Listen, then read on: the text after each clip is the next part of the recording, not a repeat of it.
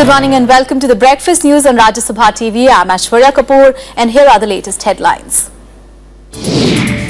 Prime Minister Narendra Modi visits Kanishka Victims Memorial in Toronto, holds roundtable meeting with potential investors in infrastructure in India.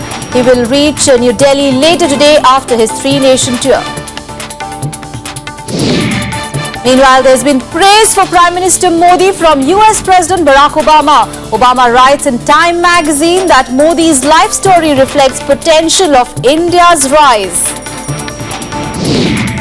Congress Vice President Rahul Gandhi returns from 57-day sabbatical. Party debates questions over his leadership and electoral winning strategy. And in Yemen, Houthis staged massive protests against the United Nations arms embargo as massive Saudi airstrikes continue. Terrorist group Al-Qaeda makes inroads as it looks to exploit the situation.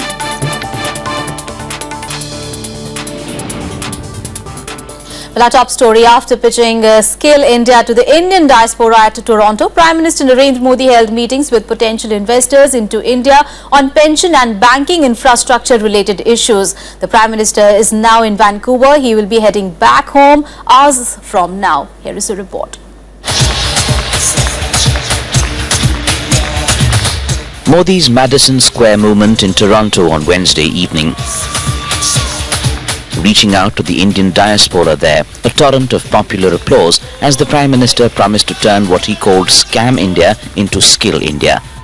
हम अभी से इस बात पर ध्यान केंद्रित कर रहे हैं और उसमें हमारी प्राथमिकता है स्किल डेवलपमेंट. हमारा मिशन है स्किल इंडिया. पहले भारत की पहचान थी scam India.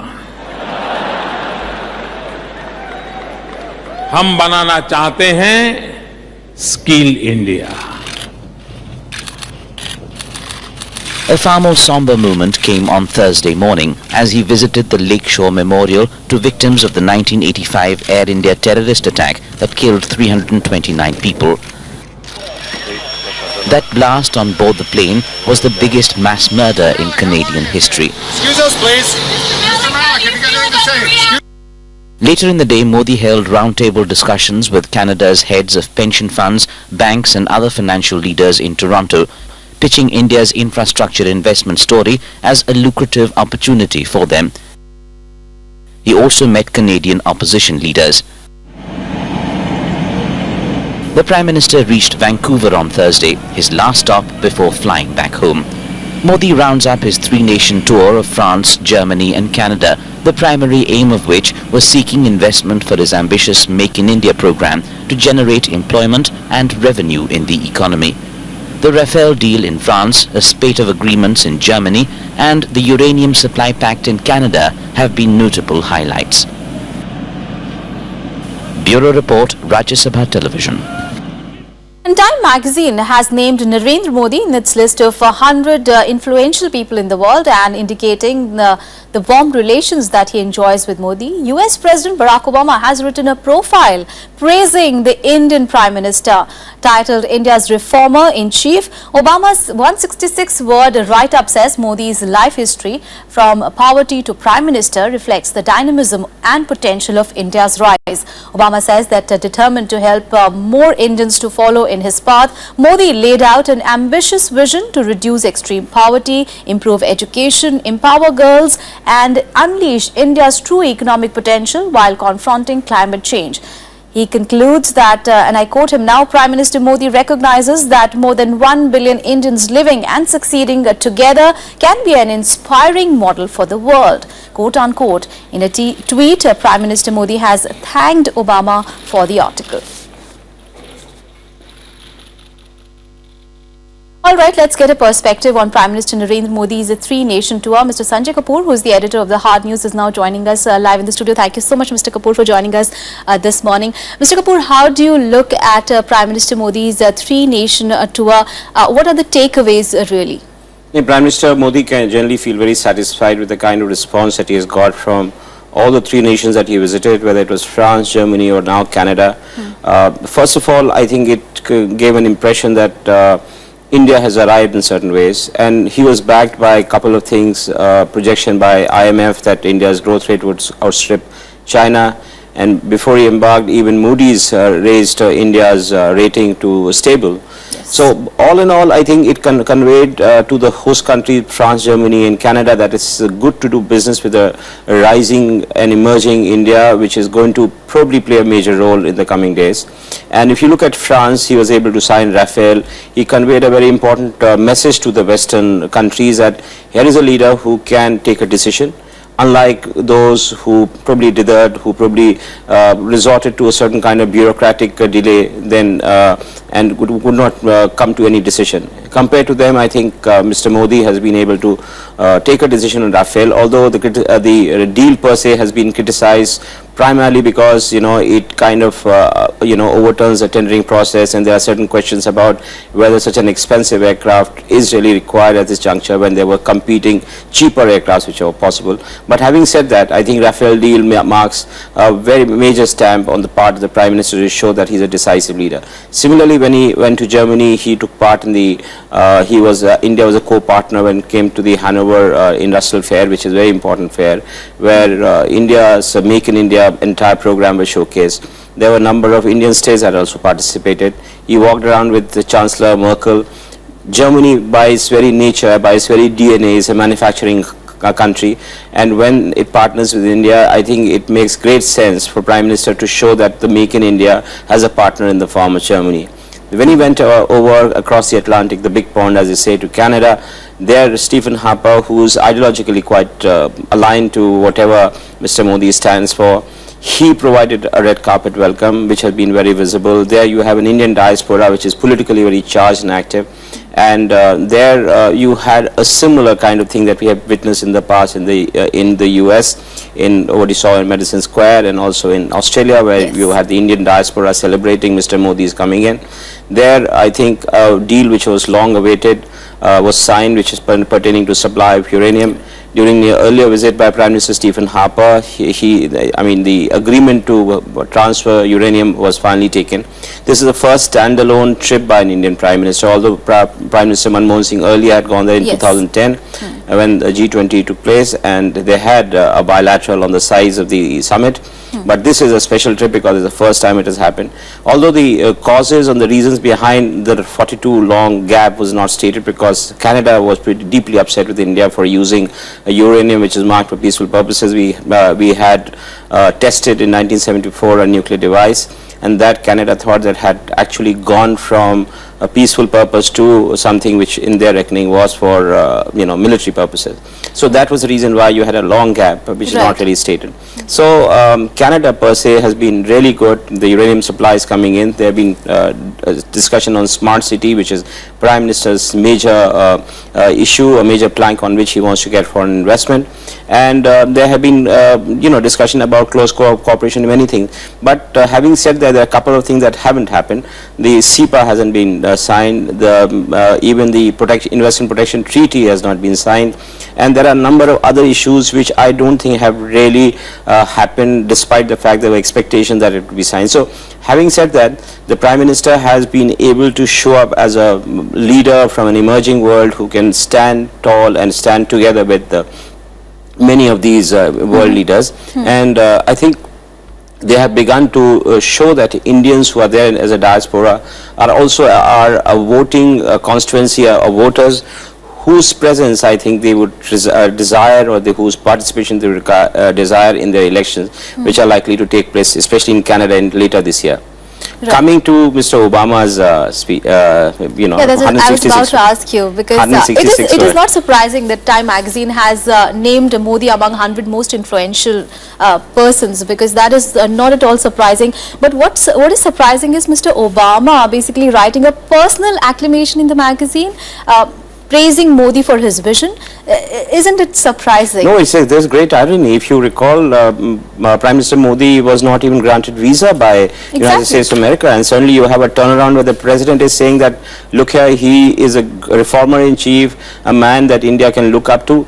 But having said that, I think President Obama's 166 word piece also puts a lot of responsibility on Prime Minister Modi to conduct himself in a manner which gets kind of appreciation from the top of world leaders, especially when it comes to protecting 1 billion people in terms of providing them jobs, security and well-being.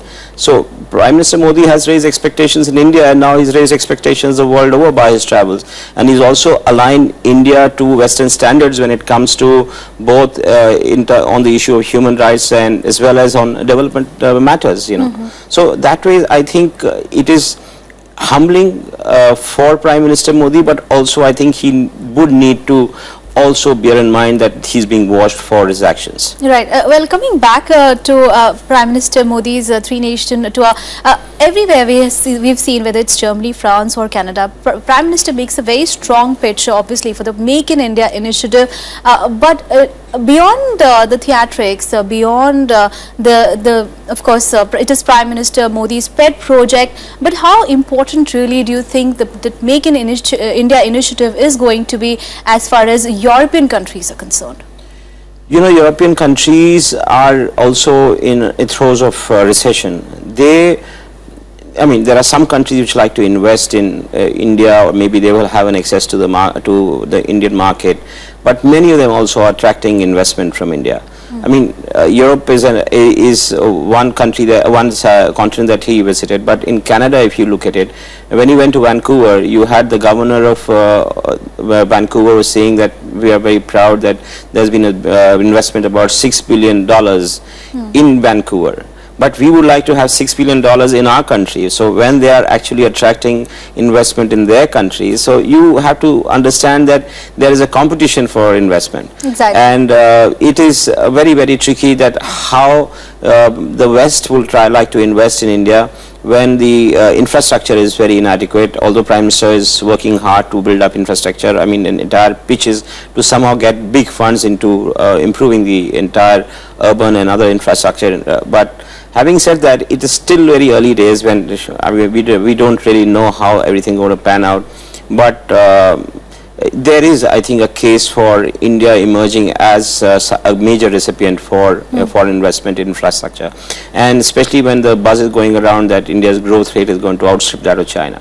All right. Thank you so much, Mr. Kapoor, for joining us this morning and putting things in perspective for us. Thank you so much.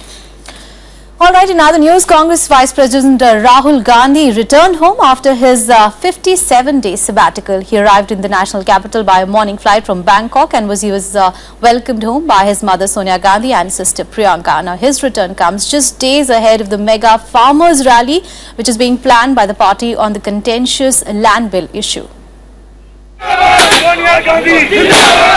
Congress Vice President Rahul Gandhi returned home on Thursday, much to the cheer of the party workers. This ended a 57-day sabbatical that saw months of speculations in the media and political circle of his whereabouts all these days. Rahul Gandhi के आने के उसमें हमने बम पटाखे जले, खुशी मनाई है। पूरे देश में कार्यकर्ता खुश हैं। राहुल गांधी आए हैं, कांग्रेस में एक नई ऊर्जा लेके आएंगे और 19 तारीख की रैली में मजबूती से स्टेज पाएंगे, इस सरकार का विरोध करेंगे। Rahul was welcomed by his mother and Congress President Sonia Gandhi along with the sister Priyanka, who rushed to his residence hours before his return. Evading the media, Rahul drove straight into his Tughlaq Lane bungalow. He is expected to make his first public appearance post his sabbatical at the mega farmers rally on Sunday. The rally is being organized to oppose the contentious land bill and protest against the repromulgation of the land ordinance. We had informed the people that he has gone for a sabbatical, he has gone to introspect. So is this the problem of others? He is back, and I have no doubt that he will be not only taking proactive measures, but also with dynamism and with commitment provide leadership. The opposition, however, did not refrain from taking a dig at Rahul Gandhi and his unexplained leave. I can only tell the people that in this 57-day, Prime Minister Modi and his entire team and every leader and worker of the BJP was working tirelessly to serve the people of India. We did not take even one day holiday. These 56 days we have put to good use to serve the people. The rest is for the people to decide whether they want holiday makers or they want workers. जब राहुल गांधी दिल्ली में थे तो कोई देश का फायदा नहीं था, जैसा देश था वैसा ही रहा, और अब वापस आए हैं 50 साल के बाद, तो भी देश आगे नहीं जाएगा, क्योंकि देश का भवितव्य अब गांधी परिवार से नहीं जुड़ा है, वो मोदी सरकार से जुड़ा है. The Congress Vice President went on leave just a day before the budget session began on 23rd of February. Congress claimed that he had requested Sonia Gandhi for some time to reflect on the series of defeats faced by the party and also to decide on its future course. The party is set for a rejig where Rahul could be elevated to the post of party president. However, a section of the party has openly backed Sonia Gandhi to stay in control of Congress in coming days. Vishal Dahiya's report for Rajya Sabha TV. News from Jammu and Kashmir now, where hardline Hurriyat Conference Chairman Syed Ali Shah Gilani and separatist leader Masrat Alam have been put under house arrest ahead of their scheduled rally in Tral town of Pulwama today. Jammu and Kashmir Chief Minister Mufti Mohammad Saeed asked the police to deny permission for the rally, which was scheduled to be taken from Srinagar to Tral. Now, Gilani had called for a march through Tral town in South Kashmir on Friday, where 2 youths were killed in an anti-militancy operation on Monday. Home Minister Rajnath Singh has asked the state government to arrest Masrat Alam. Chief Minister Syed Ali Shah Gilani, Mufti Mohammad Saeed had refused permission for the rally, saying that such moves will not be tolerated. मुझे मालूम नहीं, according to law will take its own course. हकीकत सामने आएगी, हकीकत छुप नहीं सकती है. All right, we'll take a very short break. Much more on the other side. Stay with us.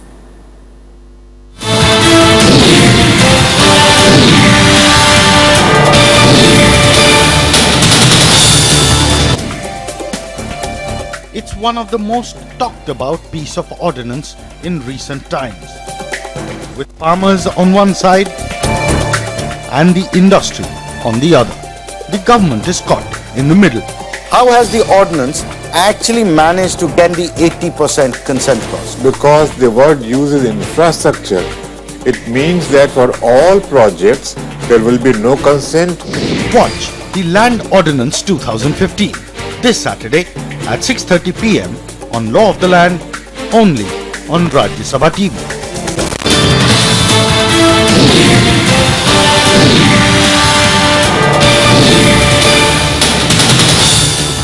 Welcome back after the break. Now let's take a look at some news-making events lined up for the day in a day ahead.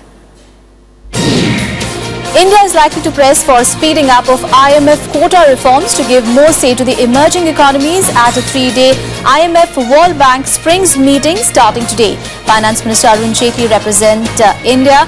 RBI Governor Raghuram Rajan and other senior officials of the Finance Ministry and Reserve Bank will also participate in the meet that is likely to focus on the steps needed to give a push to the global economy. Congress Vice President Rahul Gandhi, who returned from a 57-day sabbatical yesterday, is likely to meet a farmers delegation from UP and Haryana at his residence today ahead of party's Kisan rally against land acquisition bill on Sunday. A meeting of general secretaries of the party is also scheduled today. The India-South Korea Defence Ministerial meeting will be held in Seoul today. Defence Minister Manohar Parrikar will share the meet with his Korean counterpart, General Han Min-koo, in Seoul. Parrikar is on a 3-day visit to Korea to boost bilateral defence ties and discuss global issues of mutual interest. The Defence Minister is accompanied by Defence Secretary R.K. Mathur. The third edition of the Delhi Literature Festival kicks off at the iconic Triveni Kala Sangam in the capital today. HRD Minister Smriti Irani will inaugurate the event. The festival will showcase a vibrant panel of discussions, readings, workshops, talks, presentations and book launches. Special tributes will be paid to noted author Kushwant Singh and cartoonist R.K. Lakshman. And on to some international news. In news from Yemen, there is no let-up in the airstrikes by the Saudi-led coalition against the Houthi rebels there. The situation is reported to be particularly grave in the central city of Taiz, where heavy fighting has broken out. Amid the devastation caused by the airstrikes, the Al-Qaeda continues to exploit the situation as it clashed with the members of one of Yemen's largest brigades outside Mukalla. The terrorist group has seized control of Riyadh airport and moved to secure their hold on the city's main seaport, which is also an oil terminal. The health ministry says there is a serious shortage of medical supplies and fuel to power generators at the hospitals, which could lead to a health disaster. Amid these developments, the UN's special envoy to Yemen, Jamal Ben Omar, has resigned after 4 years of efforts at a peaceful political transition fell apart. A successor is expected to be named in due course. Until that time and beyond, the UN will continue to spare no efforts to relaunch the peace process in order to get the political transition back on track. The aim is to have an envoy who is empowered, and who can talk to all the parties. Meanwhile, in related news, hundreds of pro-Houthi supporters took to the streets of Yemeni capital Sana'a on Thursday, condemning Saudi-led coalition airstrikes and a recent UN sanctions resolution targeting Houthi movement. The protesters shouted slogans against Saudi Arabia and the United States, emphasizing that Yemen could not be brought to its knees through the airstrikes. They also expressed anger at the UN Security Council imposing an arms embargo targeting the rebels. The UN resolution has also demanded the Houthi stop fighting and withdraw from the areas that they have seized. The Houthi Supreme Revolutionary Committee earlier had described the UN resolution as an aggression and had urged the Yemeni people to take to the streets. خرجنا اليوم نندد ونشجب قرار الأمن الذي لا يعتمد عليه ولن نعيره بأي اهتمام. هذا القرار السافر الذي يخدم الأجندة الخارجية أمريكا وإسرائيل وحسب. And Russia has blamed the United States for the crisis in Ukraine and is seeking a political and military dominance. On Thursday, Russian President Vladimir Putin denied his country's hand in the conflict in Ukraine, saying that Russia was not arming the rebels there. Here is more. Russian President Vladimir Putin has accused the Ukrainian government of trying to cripple rebel-held areas in the eastern region of the country through an economic blockade.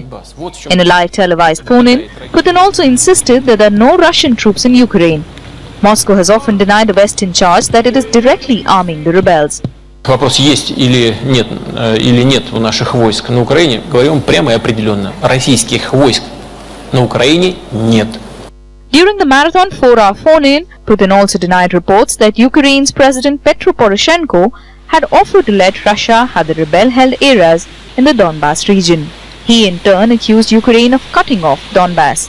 Вот таким образом можно сказать, что украинские сегодняшние власти, они своей рукой сами отрезают от себя Донбасс. Вот в чем беда и трагедия. In his televised address, Putin also talked about the sanctions imposed on Russia by the West, saying he did not expect them to be lifted soon. Putin has held a call-in almost every year since he was first elected president in 2000, answering questions on issues ranging from local housing problems to regional and international conflicts. Bureau Report, Rajya Sabha TV. And now for news and updates from around the globe, here is the World Wrap.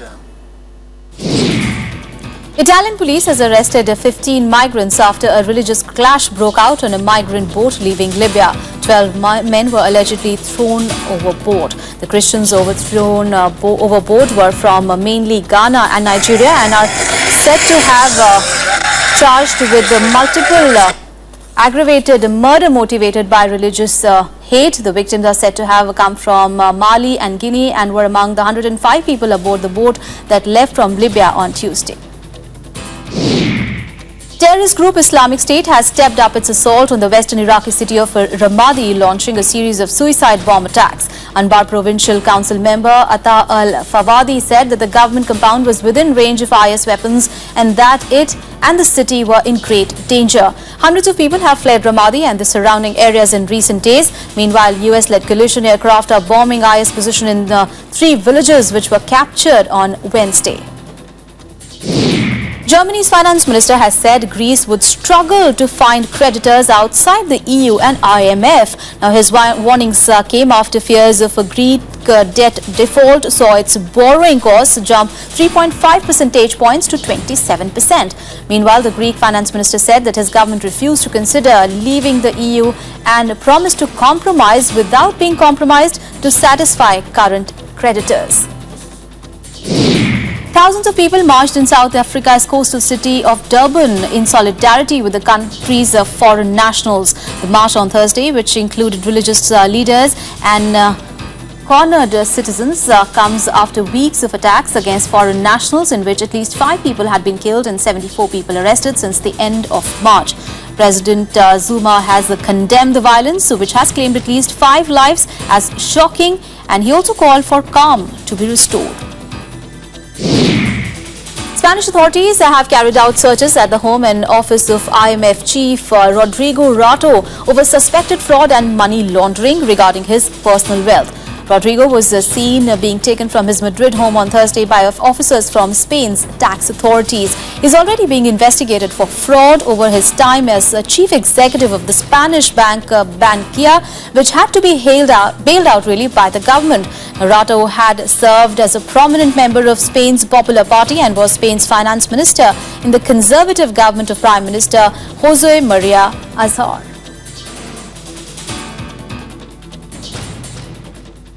And for updates from the sports arena, here is the sports beat. Prarthana Thombare scored another impressive win, but Inkita Raina had to work hard as India defeated Malaysia 2-0 in the Asia-Oceania Group 2 matches in the Federation Cup on Thursday. Prarthana trounced Yus Sialin Nabila Bint Yusri 6-1, 6-0 in the first singles match to give India a 1-0 lead. The second singles match between India's Ankita Raina and Noordin turned out to be a keen contest. Now, Raina eventually beat her rival 6-1, 3-6, 6-4. England appears to be in control on day 4 of the first test against the West Indies.